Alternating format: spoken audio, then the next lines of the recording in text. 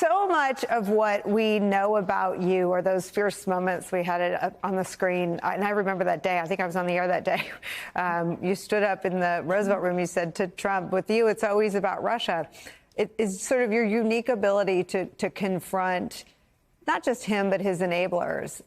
You have a very able successor in Congressman Jeffries. And I wonder what went into your decision to stay in Congress. Well, actually, I said with you, it's always about Putin. That's right. That's Russia, right. That's but right. Nonetheless, That's specifically. right. That's right. So literally Putin. But in any case, I feel very exhilarated by the encouragement I had to continue representing my great city of San Francisco. You have the White House behind you. I have homes in San Francisco behind me, and that is my strength. And the needs that our city has right now really call for me to stay another term. I had the privilege of representing San Francisco for a long time. I've had, and they have given me the latitude to serve as speaker, as leader for over 20 years, and whip as well. Visit 87 countries, serve 30 years on the Intelligence Committee, all of those things.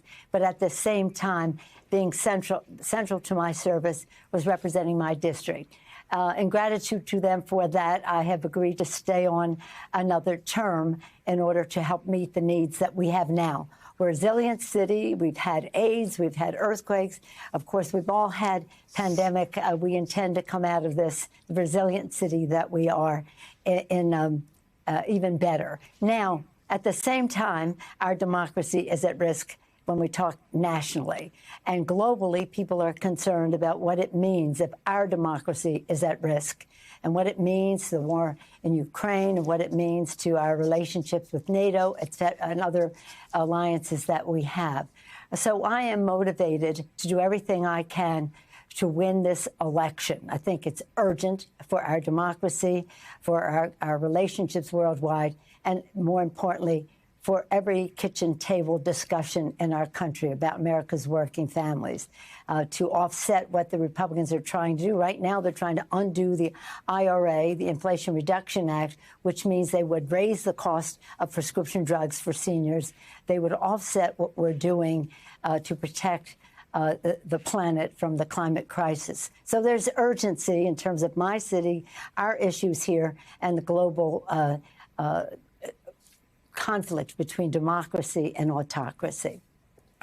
So let's start with San Francisco, as you know, is my hometown. It's my most favorite place on earth. I'm a UC Berkeley grad and a Bay Area native. And it does need voices and powerful people in Washington. What is your prescription for helping the city from within? I mean, it is the subject of constant attack segments on conservative media. And the tragedy to me seems like they can find enough examples of the most heinous things they want to say about our beautiful city to further the smears and the attacks. How do you turn San Francisco around? Well, let me just say that these attacks are not unusual from the right. We have the New York Times having a field day about one thing or another in San Francisco, and we wonder about them, too. But nonetheless, the fact is we do have an isolated situation in the downtown San Francisco, in the Tenderloin District and the rest. And we have just said to the people there and the rest who are very much concerned about it, that if there is crime and there is violence and there are drugs, there will be arrest, and that's the way it is. And it doesn't matter if the person is documented or not, they will be prosecuted. And that's something that we brought in that from the Justice Department, the Operation Overdrive, to address that problem. So it's about mental health issues that lead to homelessness, about drug use that lead to homelessness, about affordable housing. And we are providing housing, and people have to accept it. And if they don't, then there's the ability to take them off the street. And taking them off the street takes some drug use off the streets, some drug sales off the streets. But the fentanyl issue is not just confined to San Francisco. It's a national issue, and we all have to work together. And that's why I'm concerned about what the Republicans are doing in Congress, because their shutdown or their cuts and all the rest will limit our ability to fight the fentanyl crisis, which is an assault. I mean, every community is at risk with that. But again, our city we've been through a lot. We'll come through this very well. But it's confined to a certain part of town. And I wish that people would recognize that, because our city is beautiful and clean, and we'd love for them to visit. And it's the South of Market area as well, not just the Tenderloin, which has always had its own challenges. But there are people who live in other neighborhoods who are afraid to do their shopping. I mean, retailers have been blasted. And I think it's the images of the brazenness of the theft that startle people that live in other, because you're right, Pacific Heights and other places are still relatively safe. But it is a city that is all, if not rattled and scared, embarrassed by the images of the brazenness of some of the thefts. Is it your sense that you can help at a federal level, or are you using sort of your ability and your personal diplomacy, which everyone that knows you and has covered you knows is in a league of its own, to bring some of the local leaders around to seeing it as you just articulated? These are national problems, but the spotlight and the Klieg lights are on our beautiful city. Yeah, that's true, and it's not confined. These thefts that you're talking about are not confined to San Francisco. Of course not. They're happening all over. They're happening in malls and retail stores. They're happening in my neighborhood in New York City. People walk in and steal clothes, and that is absolutely true. But the scrutiny seems especially harsh and in some instances distorted. But nonetheless, they're able to find examples in our beautiful city. Well, it is. I take issue with your saying, except in the Pacific Heights or something. Yeah, there are issues there as well. Your husband was brutally attacked. This crime is indiscriminate. Yeah, right, it's indiscriminate. It is discriminate. But the fact is that what we are focusing on right now is the fentanyl issue, the crime, the violence that goes with it. The other issues are issues that we have to deal with, and that's in our city and other cities. Actually, our crime rate is lower than most cities. Most people don't know that, because that's not what the press has to say about it. But we're very proud of our city. We have great unity and a decision to get the job done.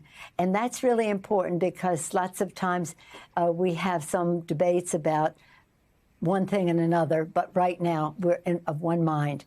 It's over. This has to end. That's that. And at the same time, our city is alive and vibrant and thriving, and it's great. And I'm proud to represent it. It is the city of St. Francis, whose Song of St. Francis is our anthem. Make me an instrument of thy peace, where there's darkness, light, hope, despair, hope, hatred, love. You know it. But that's our spirit, and in that spirit we will be unified and come out of this more resilient than ever. But again, my fight for our city is individual and parochial in certain neighborhoods, but our fight for meeting the needs of people of our city is the same fight across the country. How do we address the kitchen table needs? Joe Biden has done an excellent job in doing that. He's been a great president, a great union president, and that's good for jobs. Created 9 million jobs that were lost under COVID, additional 4 million jobs, so 13 million jobs altogether, has cut in half inflation. That's not good enough. We have to go down further, but he has cut in half the unemployment rate. Whether you're talking about the rescue package, the infrastructure, the bipartisan infrastructure bill, CHIPS and science, or you're talking about the PACT Act for our veterans, or you're talking about the IRA to save our planet and to reduce the cost of prescription drugs for seniors, he's done a remarkable job. And I just want to say that I saw some poll that didn't look so good, but I also saw that it had 59% Republicans as respondents.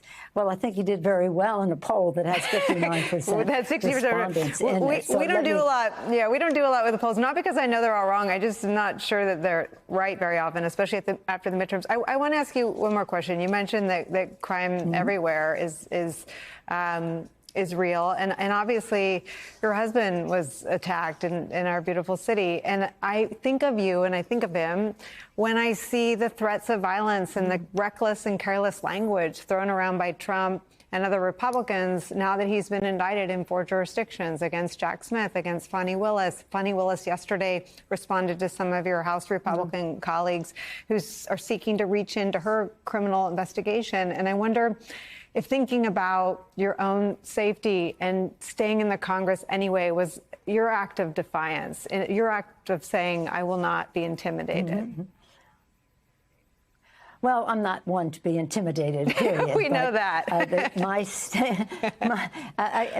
have to address the needs of my district, who have been generous to me in enabling me to become the first woman Speaker of the House, and that's a little bit of time away from home, as well as now meeting their needs. So that would be my first call on whether I would run or not.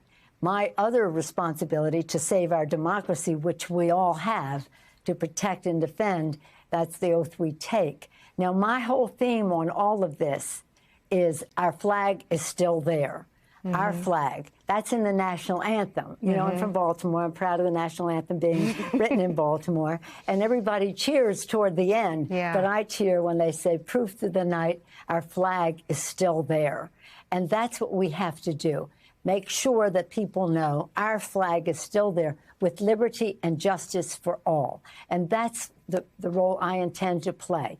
I've said to people about elections, if you want to win the election, you have to make a decision to win. And then you have to make every decision in favor of winning. So I've made my decision in favor of winning. I don't want to see any underutilized resources, any wasted time, or any regrets the day after the election that we all didn't do everything in our power to protect and defend, to make sure that our flag is still there with liberty and justice for all.